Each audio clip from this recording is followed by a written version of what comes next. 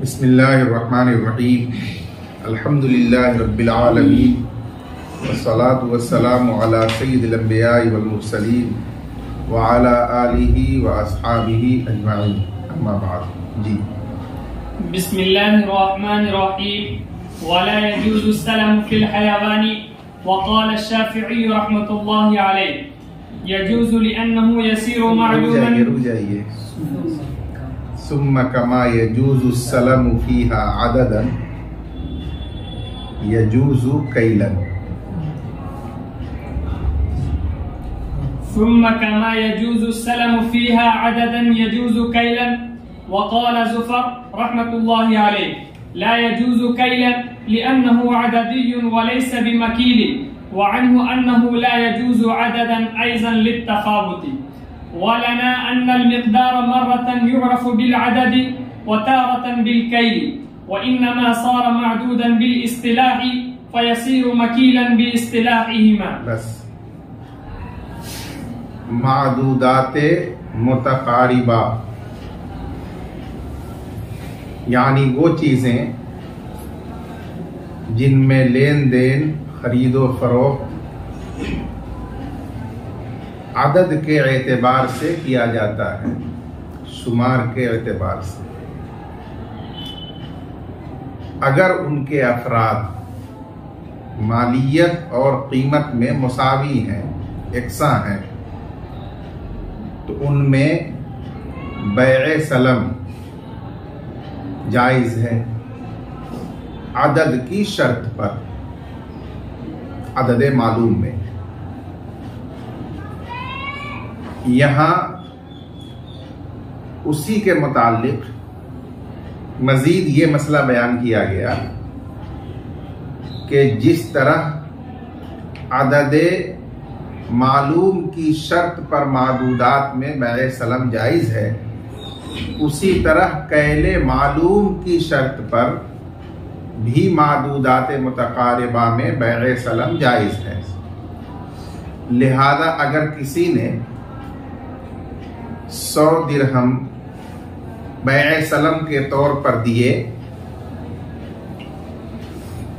10 सा अखरोट में, 10 सा अंडों में मसलन, तो ये बैए सलम जुमहूर अहनाफ के नजदीक जायज है। इसमें हजरत इमाम ज़ुफ़र रहमतुल्लाह अलैह का इख्तिलाफ है। उनके नजदीक एक रिवायत में मादूदाते मुतकारिबा में अदद मालूम की शर्त पर तो बैए सलम जायज है, लेकिन कैले मालूम की शर्त पर बैए सलम जायज नहीं है। और दूसरी रिवायत में उनके यहाँ मादूदाते मुतकारिबा में मुतलकन बैए सलम जायज नहीं है, न अदद के एतबार से और न कैल के एतबार से। हजरत इमाम ज़फ़र रहमतुल्लाह अलैह के पहले कौल की दलील ये है कि ये अददी चीज है, लिहाजा मारूफ के मुताबिक अदद मालूम की शर्त पर ही बैए सलम जायज होगी। कैल की शर्त पर उसमें बैए सलम जायज नहीं है, क्योंकि उसमें कैल का उर्फ और रिवाज नहीं पाया जाता। और दूसरे कौल की दलील यह है कि मादूदाते मुतकारिबा में भी उसके अफराद के अंदर साइज का फर्क होता है, कोई छोटा कोई बड़ा होता है। इस फर्क की वजह से एहतिमाल है कि लेन देन में झगड़ा हो जाए, कि देने वाला छोटे छोटे साइज का दे और लेने वाला बड़े साइज का मुतालबा कर दे। इस वजह से उसमें अदद के एतबार से भी, अदद मालूम की शर्त पर भी बैए सलम जायज नहीं है। और जुमहूर अहनाफ की दलील यह है कि मादूदाते मुतकारिबा की मिकदार कभी अदद से मालूम होती है, 10 अदद, 20 अदद, 50 अदद। इसी तरह कभी पैमाने से, नापने और कैल करने से भी उसकी मिकदार मालूम और मुअय्यन हो जाती है। और बैए सलम में असल मकसद है मुस्लिम फीह का इस तरह मालूम और मुअय्यन हो जाना कि उसके लेन देन में कोई निज़ा न हो। तो वो जिस तरह आदत से हो जाता है, कैल से भी हो जाता है।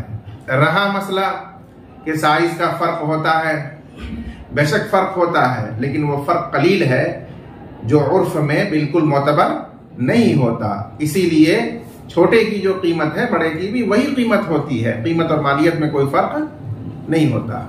जब उर्फ में उस तफावत का एतबार नहीं है, साकित है, तो इसलिए उसकी वजह से कोई निज़ा पैदा नहीं होगा।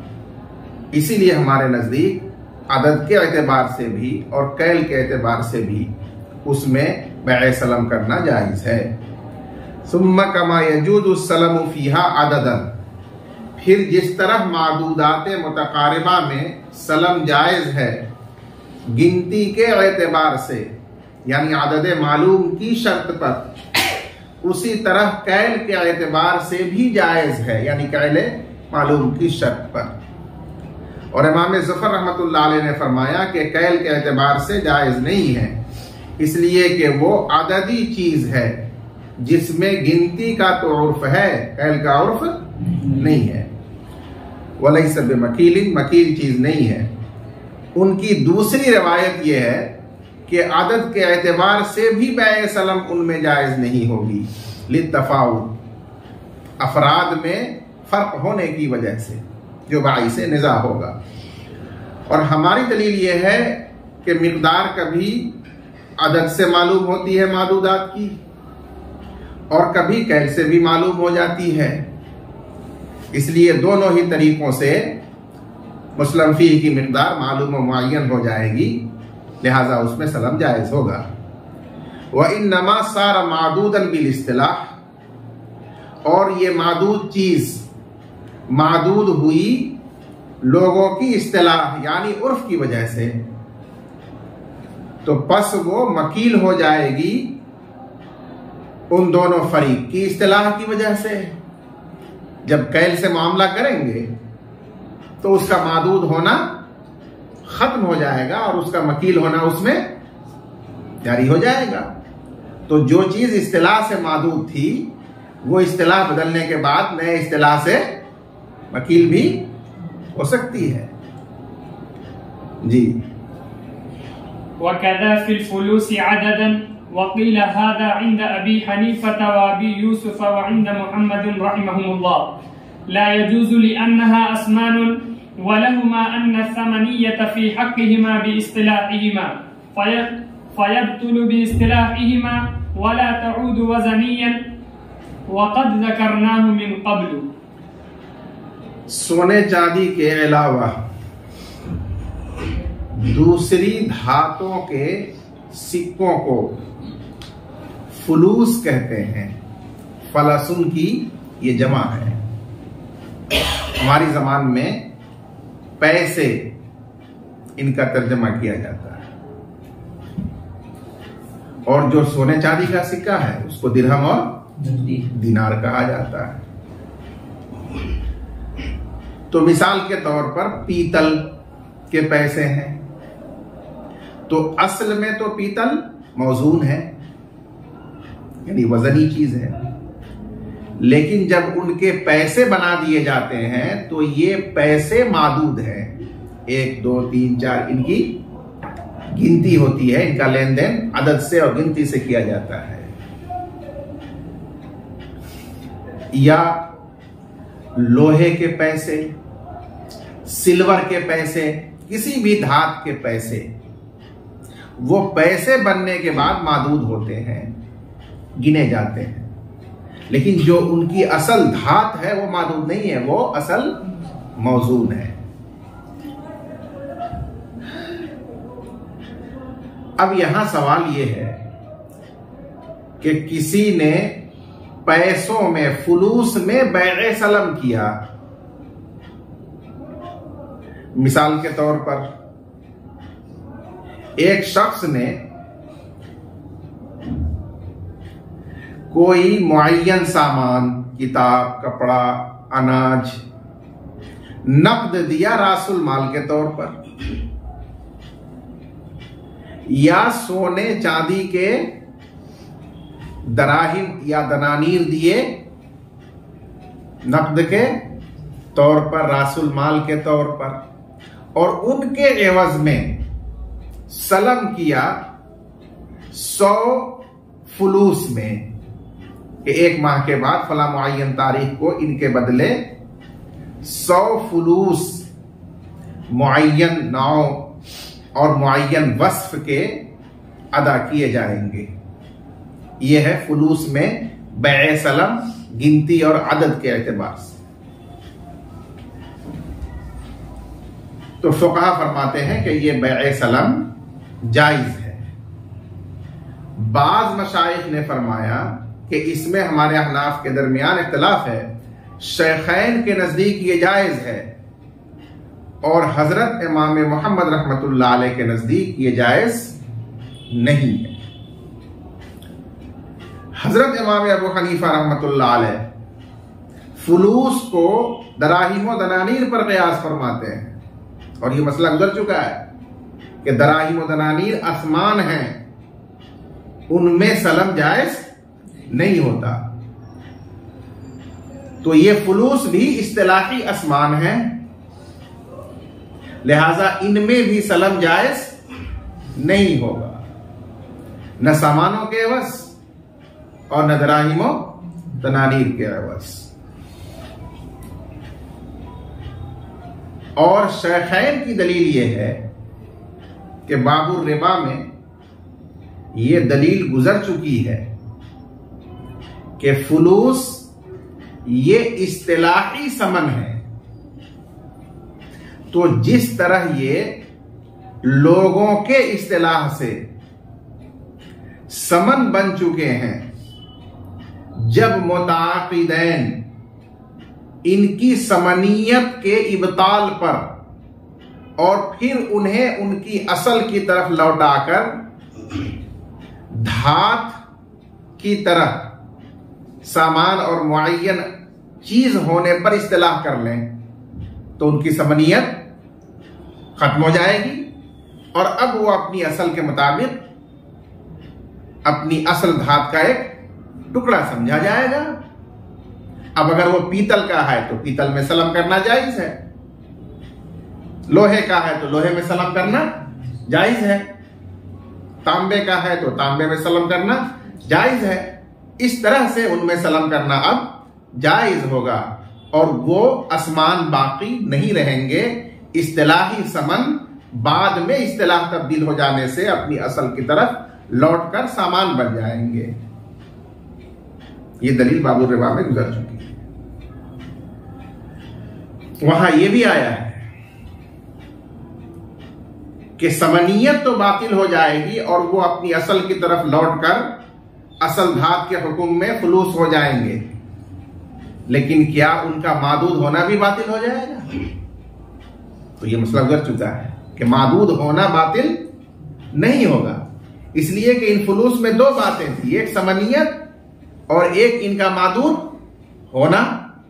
उन लोगों ने जब सामान की तरह इसको बेचा तो समनियत के इब्ताल पर इत्तेफाक किया, समनियत बातिल हो गई और वो असल सामान की तरह हो गए, लेकिन उनके मादूद होने के इब्ताल पर कोई इस्तिलाह और नया इत्तेफाक नहीं हुआ, इसलिए वो पहले की तरह अभी भी मादूद ही हैं। लिहाजा उनमें सलम जायज होगा अददन, गिनती के एतबार से, अदद मालूम की शर्त पर। हवाला दिया बाबुर रिबा का कि ये बाबुर रिबा में तफसील के साथ गुजर चुका है।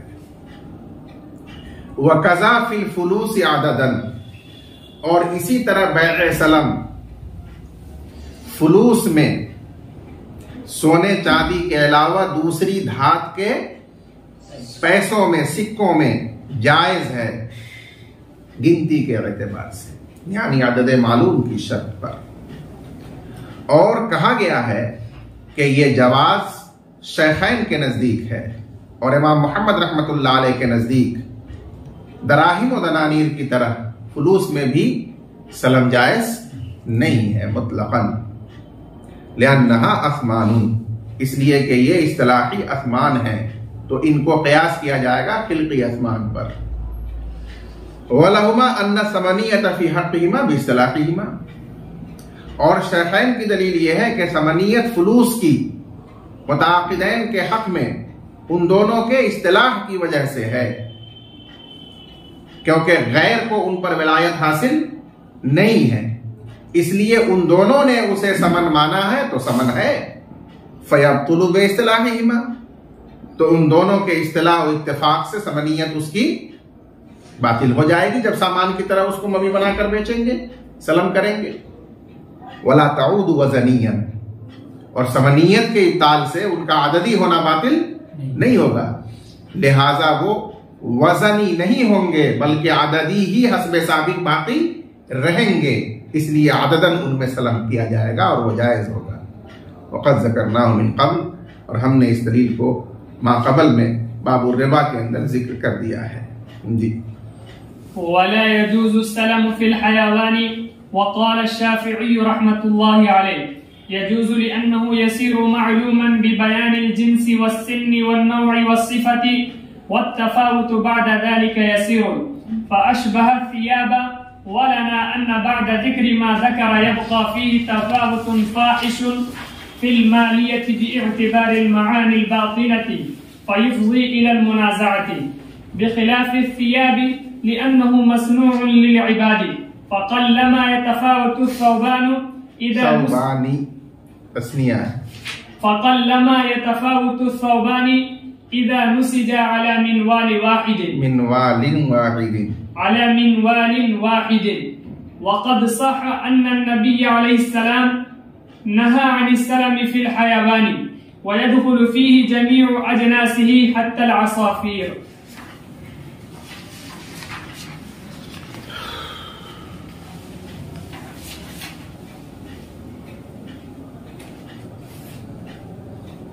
जानवरों में या गुलाम और बांदियों में बैए सलम करना जायज है या नहीं, ये इख्तिलाफी मसला है। अहनाफ के नजदीक जायज नहीं है और हजरत इमाम शाफी रहमतुल्लाह अलैह के नजदीक जायज है। हमारे मुसन्निफ रहमतुल्लाह अलैह ने हजरत इमाम शाफी रहमतुल्लाह अलैह की दलील ये बयान फरमाई कि गुलाम, मादी या कोई भी जानवर जिन्स बयान कर देने से, नौ बयान कर देने से, उम्र बयान कर देने से और जाहिरी औसाफ बयान कर देने से मालूम और मुअय्यन हो जाते हैं। जिन्स मसलन बकरा कह दिया, गनम, और उसकी नौ, बकरे की भी मुख्तलिफ अनवा होती है, तो देहाती मसलन, और उसकी उम्र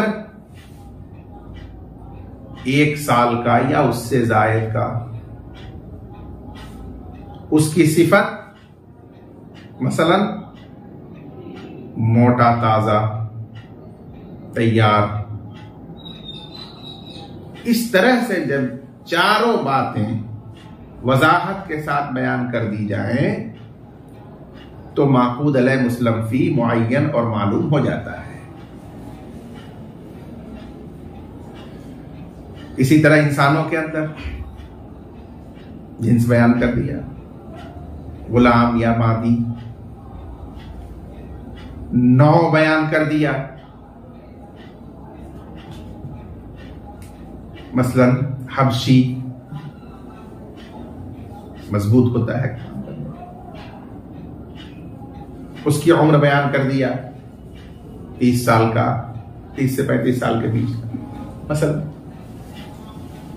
और उसके औसाफ को बयान कर दिया, हट्टा कट्टा सेहतमंद मसलन। तो इससे वो मालूम और मुअय्यन हो जाएगा। और मुस्लिम फी जब इस किस्म का हो कि उसको मालूम और मुअय्यन किया जा सके, उसकी जिन्स, उसकी नौ, उसकी सिफत, उसकी उम्र वगैरह बयान करके, तो उसमें बैअ सलम जायज है। बुनियादी शर्त तो यही है ताकि निज़ा ना हो लेन देन में, इसलिए इसमें बैअ सलम जायज है। अब इस दलील पर एक सवाल होगा कि इन चारों बातों के बयान करने के बावजूद भी कुछ फर्क बाकी रह सकता है। मतलब एक ही उम्र का, एक ही जिन्स और नौ का और एक ही सिफत का मोटा ताजा भी दो किस्म का हो सकता है। ये ज्यादा अच्छा है उससे। तो उसका जवाब ये दिया कि जिस तरह मादूदात मुतकारिबा के अंदर कलील तफाउत मोतबर नहीं है, मलहूज नहीं है, उसी तरह से यहां भी जो कलील तफाउत होता है वो साक़ितुल एतबार है, वो मलहूज और मोतबर नहीं है। और हजरत इमाम शाफी रहमतुल्लाह अलैह ने हैवानात को सियाब पर क़ियास किया, कपड़ों पर, कि बिल इत्तेफाक कपड़ों में बैअ सलम जायज है, उसकी जिन्स, उसके नौ, उसके औसाफ को बयान करने के साथ। हालांकि इन तमाम बातों को बयान करने के बाद भी कुछ ना कुछ फर्क किया जा सकता है, बाकी रह सकता है। तो उसी तरह से हैवानात में भी जब इन तीनों के साथ उम्र को भी बयान कर दिया जाए तो वो मालूम मुअय्यन हो जाता है, और उसके बाद थोड़ा बहुत अगर फर्क रहता भी है तो वो मुज़िर नहीं है, इसलिए बैअ सलम जायज है। और हमारे अहनाफ की दलील अकली भी है और एक हदीस शरीफ भी है। अकली दलील साहिब हिदाया ने यह बयान फरमाई कि इंसान या हैवान के अंदर जिस तरह कुछ औसाफ जाहिरी होते हैं, उसी तरह से उसके कुछ औसाफ बातिनी भी होते हैं, और जाहिरी औसाफ की तरह वो बातिनी औसाफ भी मकसूद होते हैं। जैसे एक ही उम्र का, एक ही नौ का, एक ही जिन्स का और जाहिरी औसाफ में भी हट्टा कट्टा सेहतमंद दो हबशी गुलाम हैं।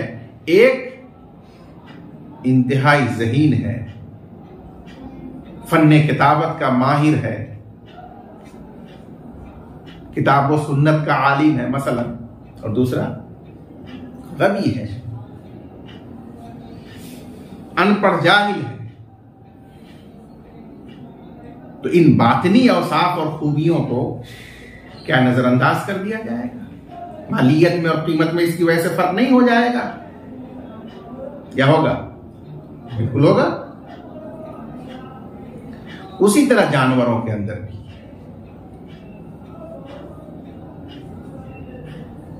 तमाम बातों में दो बकरा एकसा है, लेकिन एक बकरा मरखा है, मारने दौड़ता है, खोलते, दूसरा सुद्धा है। एक बकरा सिर्फ दाना खाएगा, घास नहीं खाएगा, दूसरा घास चर के पेट भर लेता है। मसलन घोड़े में आइए, बैल में आइए, एक सरकश है, अड़ियल है, बिदकता है, और एक सुधा है, सीधा। मसलन तो ये जो मानिए बातिना है, बातनी औसाफ और खूबियां हैं, इनसे भी तो कीमत में इख्तिलाफ होता है, तो लिहाजा उनका भी लिहाज करना जरूरी है। लेकिन उनका इल्म और अंदाजा लगाना ये मुताज़्ज़र और दुश्वार है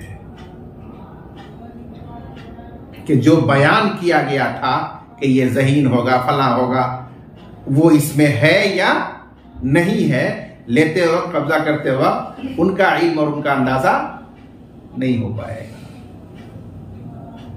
इस वजह से वहां मुस्लिम फी को पूरे तौर पर मुअय्यन और मालूम नहीं किया जा सकता, मुमकिन नहीं। बस गुलाम बांदी और जानवरों में सलम दुरुस्त नहीं है।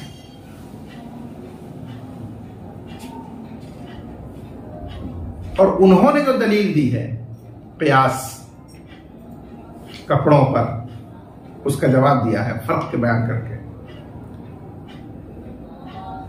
कि दुनिया की चीजें दो किस्मों पर है, मखलूकुल्लाह, अल्लाह की पैदा की हुई, और मसनूउल इबाद, बंदों का बनाया हुआ।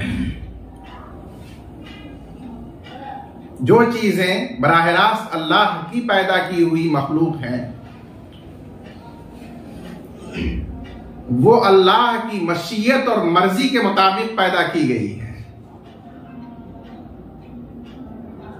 उसका कोई खास सांचा और ढांचा अल्लाह के यहां मुअय्यन नहीं है।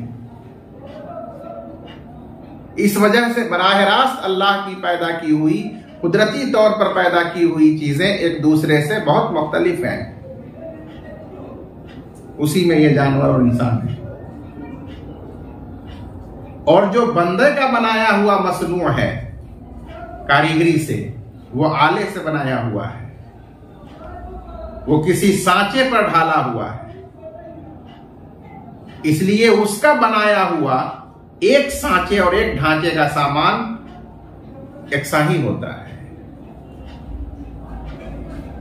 उसमें कोई बातनी या अंदरूनी फर्क नहीं होता। इसलिए कपड़े जब जाहिर के एतबार से बयान कर दिए जाए उसके तमाम तर मुताल्लिकात को, तो मुतय्यन मालूम हो जाएंगे, अब उसमें कोई फर्क नहीं। लेकिन अल्लाह की बनाई हुई मखलूक, इसमें क्या कमाल, क्या खूबी, क्या धरा हुआ है, अल्लाह ही बेहतर जानते हैं। वो तफावत है, इसलिए उसमें सलम जायज नहीं हो। बहुत उम्दा जवाब दिया फर्क करते हुए। ये तो हुई दलील माकूल। और मनकूल दलील हदीस शरीफ है कि अल्लाह के रसूल सल्लल्लाहु अलैहि वसल्लम ने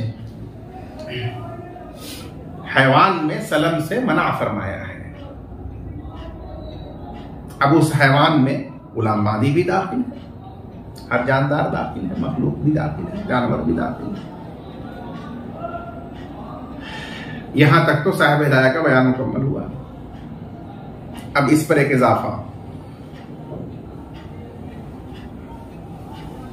वो इजाफा ये है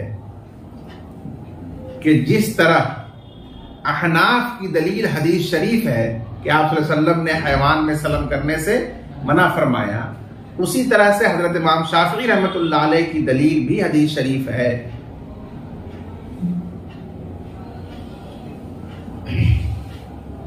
कि अल्लाह के रसूल सल्लल्लाहु अलैहि वसल्लम ने एक गज़वे के मौके पर सवारी की फराहमी के लिए हजरत अम्र इब्नुल आस रजी अल्लाह तआला अन्हु को बाजार भेजा कि जाकर वो एक ऊंट के बदले में 2 ऊंट में बैए सलम करें। एक ऊंट के बदले में 2 ऊंट का बैए सलम करें, क्या मतलब?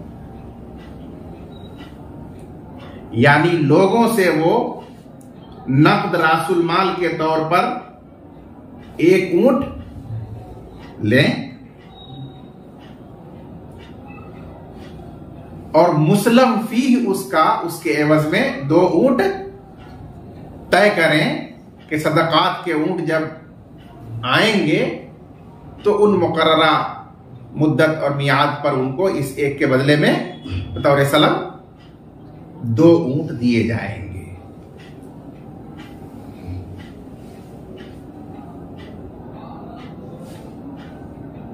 तो इस हदीस से यह मालूम होता है कि जानवर में, हैवान में बै सलम करना जायज है कि रासुल माल नकद दिया जाए और मुस्लम फी हैवान को मुकर्रर कर दिया जाए, उसके तमाम तर मुताल्लिकात बयान करके, मालूम करके और उसके अदायगी की मुद्दत और वक्त मुकर्रर करके, तो वो बै सलम दुरुस्त है, जायज है, जैसा कि इस हदीस से मालूम होता है।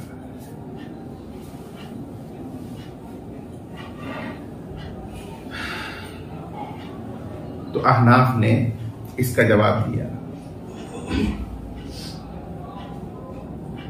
कि बेशक यह हदीस भी साबित है, लेकिन यहां एक हदीस से जो इमाम शाफी की तरफ से रिवायत की गई, जानवरों में सलम का जवाब साबित हो रहा है, और दूसरी हदीस जो हमने पढ़ के सुनाई अहनाफ की तरफ से, उससे उसकी मुमानात साबित हो रही है। तो एहतियात का तकाजा क्या है कि जब मुबीह और मुहर्रिम दलील जमा हो जाए तो एहतियातन तरजीह किसको दी जाए? मुहर्रिम दलील को, क्योंकि उसमें एहतियात है, इसलिए नहीं वाली दलील को तरजीह दी गई। और दूसरी वजह तरजीह यह है कि वो मामला एक जरूरत के तहत कराया गया था, इसलिए कि गजवा की जरूरत दरपेश थी, उसमें सवारियों की जरूरत थी, तो उससे गलतफहमी हो सकती थी कि इसको मुस्तकिल मामूल बनाया जाए। इस वास्ते आम हालात के लिए आपने बाकायदा मना फरमाया कि हैवान में सलम जायज नहीं है। इसलिए अहनाफ ने उस हदीस को न दे करके नहा अनी सलमी फिल हैवान की हदीस को लिया है। ये बात समझ में आई आप? वला यजूज़ु सलम फिल हैवान, और हैवान में सलम जायज नहीं है। और इमाम शाफी रहमतुल्लाह अलैह ने फरमाया कि जायज है। यही इमाम मालिक और इमाम अहमद रहमहुल्लाह का भी मसलक है। लिअन्नहु यसीरु मालूमन बिबयानिल जिन्सी वस्सिन्नि वन्नौइ वस्सिफति, इसलिए कि हैवान मालूम हो जाता है उसकी जिन्स, उसकी उम्र, उसकी किस्म और उसकी सिफत बयान करने से। वह तफाउत बाद ज़ालिका यसीरुन, और उसके बाद फर्क मामूली रह जाता है जो नजरअंदाज किया गया है, मुतबर नहीं होता है। फ़अश्बह सियाबा, बस हैवान बै सलम के जवाज में कपड़ों के मुशाबे और मानींद हुआ। वलना अन्न बाद ज़िक्र मा ज़करा, और हमारी दलील ये है कि उन औसाफ को जिक्र करने के बाद भी जो इमाम शाफी ने जिक्र किए, या ज़ुकीरा जो जिक्र किए गए, मज़कूरा औसाफ के जिक्र के बाद भी यबका फीही तफाउत, हैवान में फर्क बाकी रह जाता है। और कैसा फर्क? यसीर नहीं, तफाउतुन फाहिशुन, नुमाया फर्क बाकी रह जाता है मालियत और कीमत के एतबार से। बेएतबारी मानी बातिना, मानी औसाफ के माने में, औसाफे बातिनी के एतबार से। फयुफ़ज़िल मुनाज़ा, बस ये फर्क झगड़े और निज़ा का बाइस बनता है, इसलिए उसमें सलम जायज नहीं। बेखिलाफ़ी से आप बरखिलाफ कपड़ों के, लिअन्नहु मसनूउन लिलइबाद, क्योंकि वो बनाया हुआ है बंदों का। फ़क़ल्लमा यतफ़ावतु थौबानी, बस 2 कपड़े बहुत कम मुख्तलिफ होंगे, जबकि वो दोनों बुने गए हों एक ही करघे पर, बुनाई के एक ही मशीन पर। वक़द सहा, और सही सनद से साबित है कि नबी अकरम सल्लल्लाहु अलैहि वसल्लम ने हैवान में सलम से मना फरमाया है, और इस हैवान के लफ्ज के तहत उसके तमाम अजनास दाखिल हैं, हत्ता के छोटी गौरैयाएं भी, छोटी चिड़िया भी, उसमें भी सलम जायज नहीं। और मैंने कहा कि गुलाम और मादी भी, उसमें भी सलम हमारे यहाँ जायज नहीं है जी। قال ولا في أطرافه كالرؤوس والأكارع للتفاوت فيها إذا هو عددي إذ هو عددي متفاوت لا مقدر لها। ला मुक़द्दिर, ला के बाद नकरा जब आता है तो वो मबनी पर फतहा होता है, उसका इस्म ला नफी जिन्स माना जाता है। और सलम जायज नहीं है जानवर के अतराफ में, यानी उसके आज़ा और अज्जा में, करऊस जैसे जानवर के सिरे, वल अकारिब और पाए, लित्तफाउती फीहा, उनमें साइज का फर्क होने की वजह से, क्योंकि वो अददीय मुतफावित है उर्फ के एतबार से। ला मुक़द्दिर लहा, जिनके लिए कोई मिक़दार तय करने का जरिया नहीं है जी। क़ाल वला फिल जुलूद अददन वला फिल हतब हुज़मन वला फिल रुतबति जुरज़न लित्तफावुत इल्ला इज़ा उरिफ़ ज़ालिका बिअन्न युबय्यन लहु तूल मा युशद्दु बिहिल हुज़मतु अन्नहु शिब्रुन औ ज़िराउन फ़हीनइज़िन यजूज़ु इज़ा कान अला वजहिन ला यतफ़ावतु। बस जानवरों के चमड़ों में, जबकि उसकी जिन्स, उसकी नौ, उसका वस्फ सब कुछ बयान कर दिया जाए, फिर भी सलम जायज नहीं है गिनती के एतबार से, इसलिए कि चमड़ों का साइज छोटा बड़ा और मोटा होने के एतबार से मुख्तलिफ हुआ करता है। इसी तरह से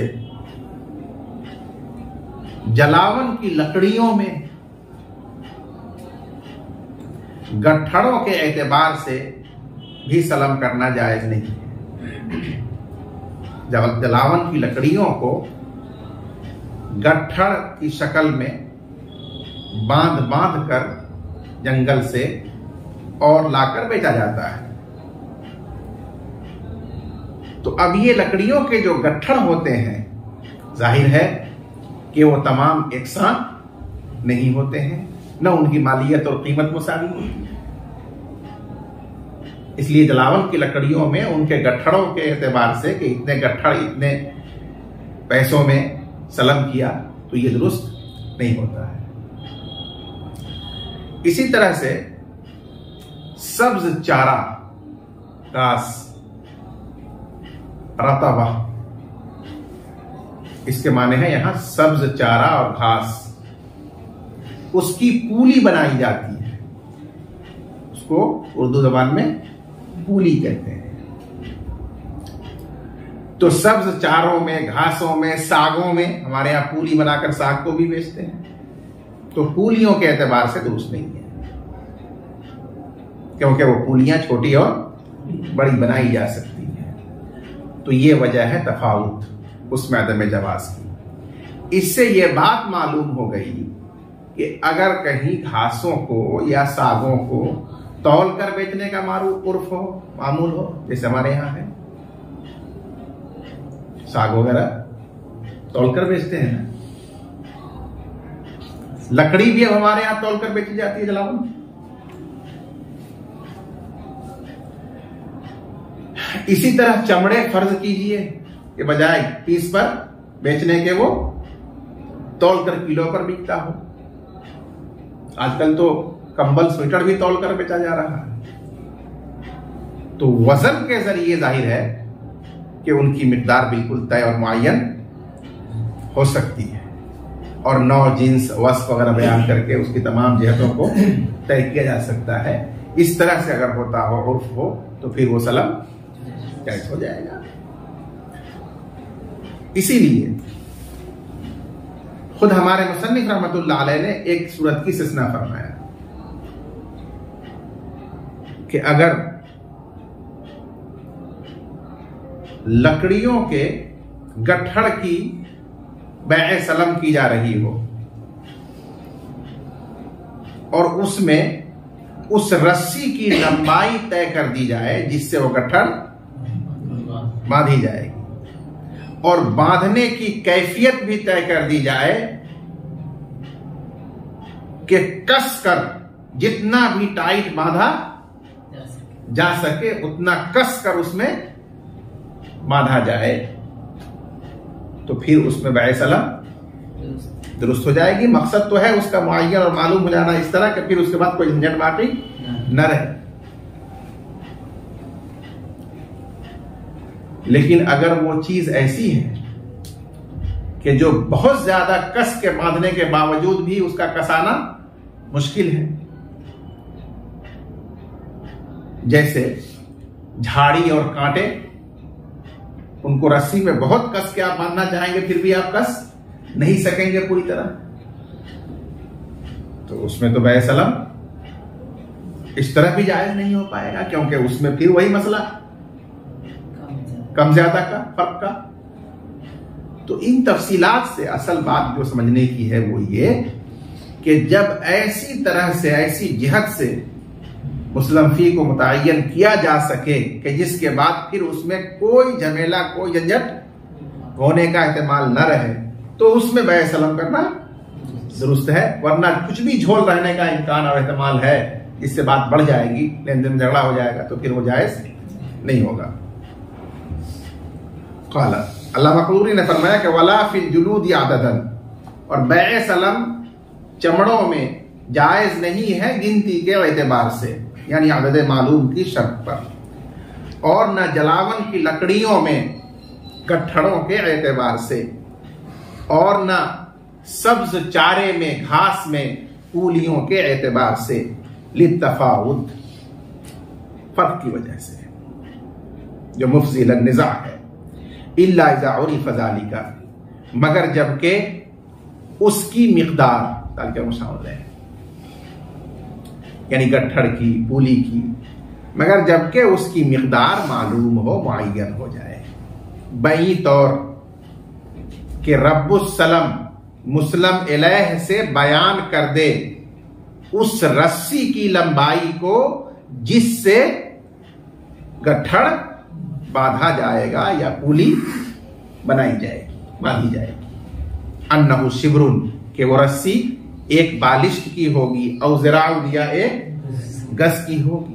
फ़हीनइज़िन यजूज़ु, तो उस वक्त बैए सलम उसमें जायज होगी, बशर्ते के वो बांधना इस तौर पर हो कि ला यतफ़ावत, फर्क न होता हो बंडल में और बोझे में, गट्ठड़ में। समझा कुछ जी? क़ाल वला यजूज़ु सलम हत्ता यकून अल-मुस्लम फ़ीही मौजूदन मिन हीन अल-अक़द इला हीन अल-महल्ल, हत्ता लौ कान मुनक़तिअन इंद अल-अक़द मौजूदन इंद अल-महल्ल औ अला अल-अक्स औ मुनक़तिअन फ़ीमा बैन ज़ालिका ला यजूज़ु। वक़ाल अश-शाफ़िई रहमतुल्लाहि अलैहि यजूज़ु इज़ा कान मौजूदन वक़्तुल महल्ल लिवुजूदिल क़ुदरति अला अत-तस्लीम हाल वुजूबिही। वलना क़ौलुहु अलैहि सलाम ला तुस्लिफू फ़ी अथ-थिमारि हत्ता यब्दुअ सलाहुहा, वलिअन्न अल-क़ुदरत अला अत-तस्लीम बित-तहसील फला बुद्द मिन इस्तिमरार अल-वुजूद फ़ी मुद्दतिल अजल लियतमक्कन मिन अत-तहसील।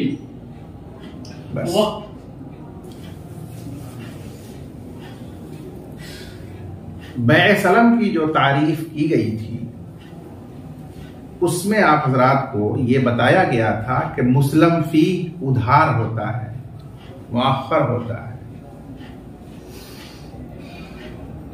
और मुस्लिम इलैह की जिम्मेदारी होती है कि वो मुकर्ररा मुद्दत के अंदर उसे हासिल करे, उसका इंतजाम करे और वक्त मुकर्रर पर उसको अदा करे। इसलिए जुमहूर फुक़हा का, अहनाफ का, मालिकिया का, हनाबिला का मसलक ये है कि बैए सलम सही होने की एक शर्त ये भी है कि मुस्लिम फी अक्द से लेकर और अदायगी की मुद्दत तक बाजार में दस्तयाब रहे, मौजूद रहे, ताकि ये मुस्लिम इलैह उसे हासिल करने और वक्त पर अदा करने पर कादिर हो।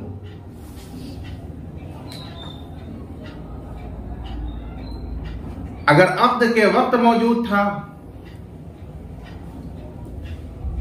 और बाद में खत्म हो गया, दरमियान में अदायगी के वक्त नहीं रहा, या अक्द के वक्त मादूम था, सीजन नहीं था, लेकिन अदायगी के वक्त उसका सीजन हो गया, बहुत मौजूद है, या इब्तिदा और इंतहा में मौजूद था, बीच में बाजार से वो बिल्कुल मफकूद और गायब था, इन तमाम शक्लों में वो बैए सलम जायज नहीं होगी, फासिद होगी।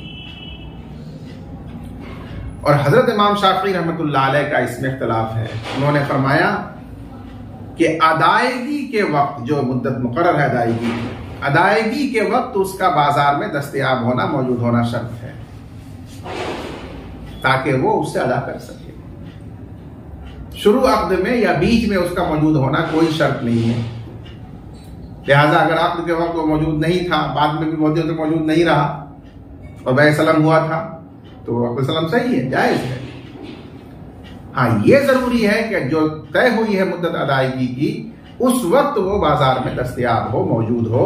अगर उस वक्त नहीं है तो फिर बैए सलम फासिद हो जाएगा।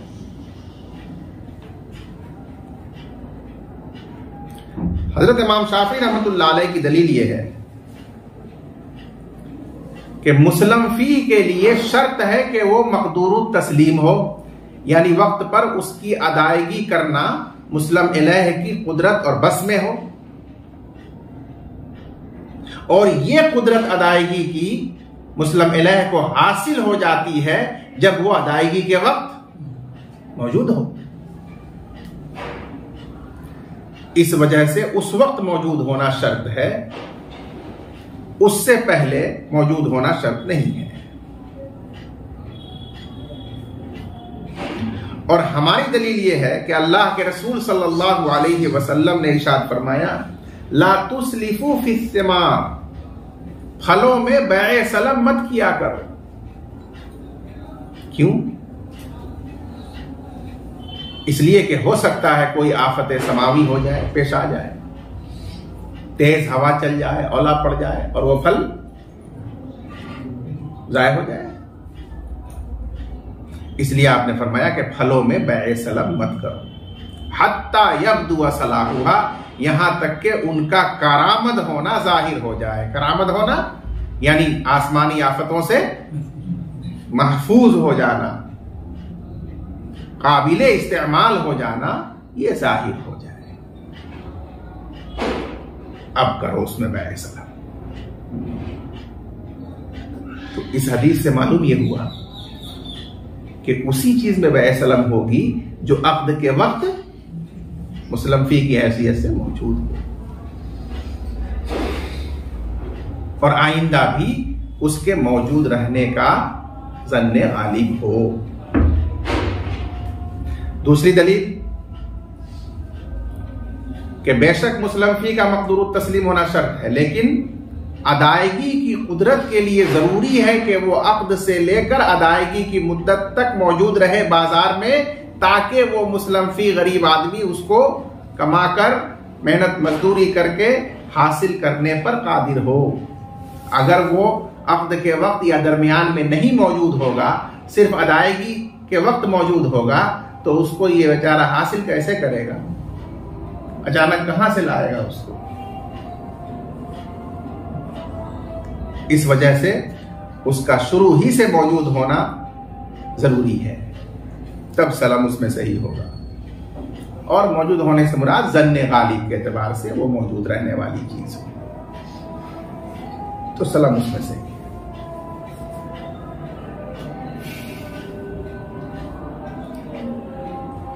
इस बात से ये दूसरा मसला इसमें मुतफर्रे होकर सामने आया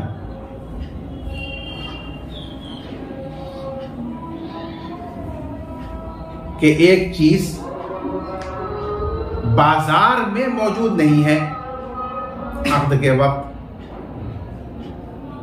या बीच में, लेकिन घरों में मौजूद है। ऐसा हो सकता है कि जो जमींदार हैं उन्होंने उपजा करके पूरा अपने घर में रख लिया है, तो घर में तो मौजूद है, लेकिन वो जिन्स, वो चीज बाजार में नहीं है, आम दस्तयाब नहीं है खरीदने वाले के लिए, बेचने वाले के लिए, तो उसका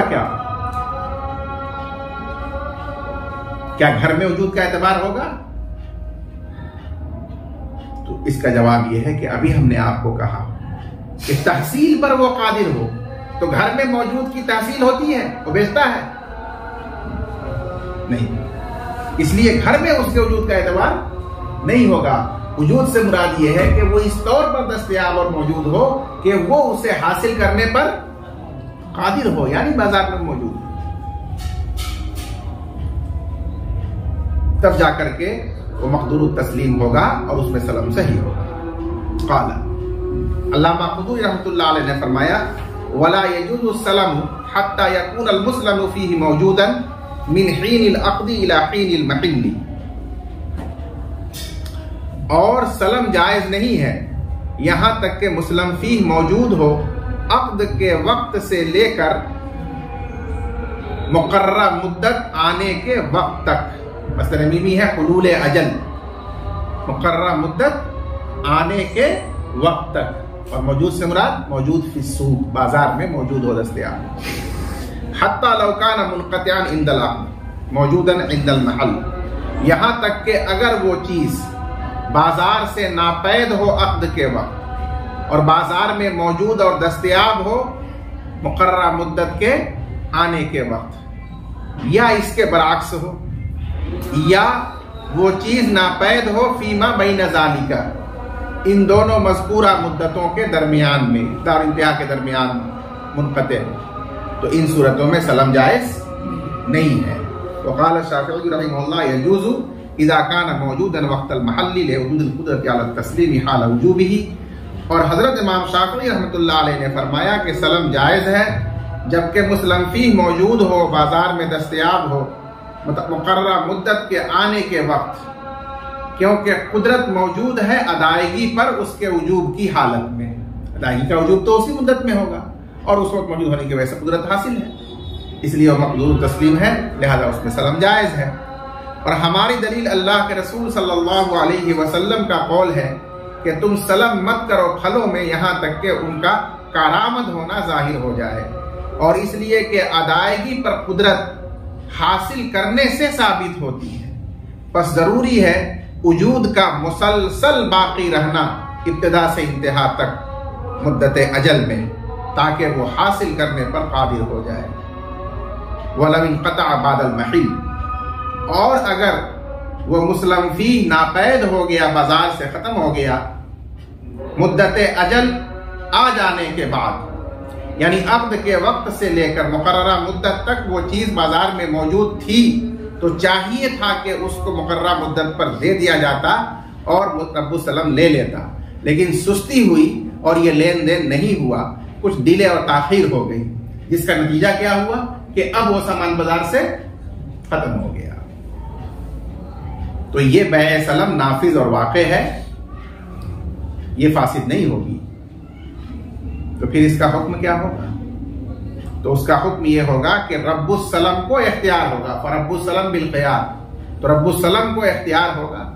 इंशा फसख सलम, अगर वो चाहे तो सलम को फस्ख कर दे, यानी जो रासुल माल उसने दे रखा है वो वापस लेकर और सलम को फस्ख कर दे, खत्म कर दे, क्योंकि मुद्दत पर उसे मुस्लिम फी नहीं मिला। वह इंशा इंतज़रा वजूदहू, और अगर वो चाहे तो बाजार में उसके दस्तयाब होने का इंतजार करे, जब वो बाजार में चीज आ जाए तो मुतालबा और तकाज़ा शुरू करे कि मुझे मुस्लिम फी चाहिए। लिअन्न सलम क़द सहा, इसलिए कि बैअ सलम अपने शरायत के साथ सही हो चुकी है, नाफिज हो चुकी है। वल अज्ज़ु तारी, यानी वह आजज़ा अल मुस्लिमु इलैहि अन तस्लीम, और मुस्लम इलैह उसको अदा करने से आजिज हो गया क्योंकि दस्तयाब नहीं है। वल आज्ज़ु तारी अला शरफी ज़वाल, और वो इज्ज जो बाद में तारी हो गया, मतलब गुजरने के बाद, वो जवाल के करीब है। अला शरफी ज़वाल, करीब उस जवाल, वो खत्म होने के करीब है, खत्म होने के एहतिमाल पर है। क्यों? क्योंकि वो चीज आइंदा बाजार में आने वाली है। कोई चीज भी बाजार से हमेशा के लिए खत्म नहीं होती है, आइंदा वो आ सकती है, आ जाएगी। तो इसलिए ये जो इज़्ज़ है वो वक्ती और आर्जी है। अला शरफी ज़वाल, ये करीब उस ज़वाल है, ज़वाल के एहतिमाल पर है। इस वजह से यहां कहा जाएगा रब्बुस सलम को कि अगर जल्दबाजी है आपको तो खत्म करके आप मामले को, अपना रासुल माल वापस ले लीजिए, और अगर गुंजाइश है तो इंतजार कीजिए, जब वो आएगा तो आप फिर उसको कादिर हो जाएगा, वसूल कर लीजिएगा। फसारा, उसकी नजीर पेश करते हैं कयास के लिए, फसारा का इबाकिल मबील कब्ल कब्ज़, बस ये हो गया कब्जा से पहले मबी गुलाम के भाग जाने की तरह। यानी एक शख्स ने अपना गुलाम बेच दिया, मुश्तरी ने खरीद लिया, सामान अदा कर दिया, अभी कब्जा नहीं किया था कि उस बाए के पास से वो गुलाम फरार हो गया। तो ऐसी सूरत में अब मुश्तरी को इख्तियार होता है कि चाहे तो वो बै को फंस करके अपना सामान वापस लौटा ले, और अगर चाहे तो इंतजार करे, जब वो गुलाम मिलेगा तो फिर उसको कब्जा कर लेगा। इल्लत वही है कि यहां बै अपने शरायत के साथ नाफिज हो चुकी, सही हो चुकी, अब बाकी था मबी को हवाले करना, लेकिन भाग जाने की वजह से वो बाय आजिज हो गया इससे, तो ये इज्ज़े तारी कहलाएगा, जो बाद में साबित, पहले से नहीं था, बाद में हासिल होने वाला ये इज्ज़ है, लेकिन दायमी नहीं है, मर्द नहीं गया है। ये अला शरफी ज़वाल, करीबुस ज़वाल है, एहतिमाल रखने वाला है खत्म हो जाने का, वही तो के गुलाम से मिल जाए।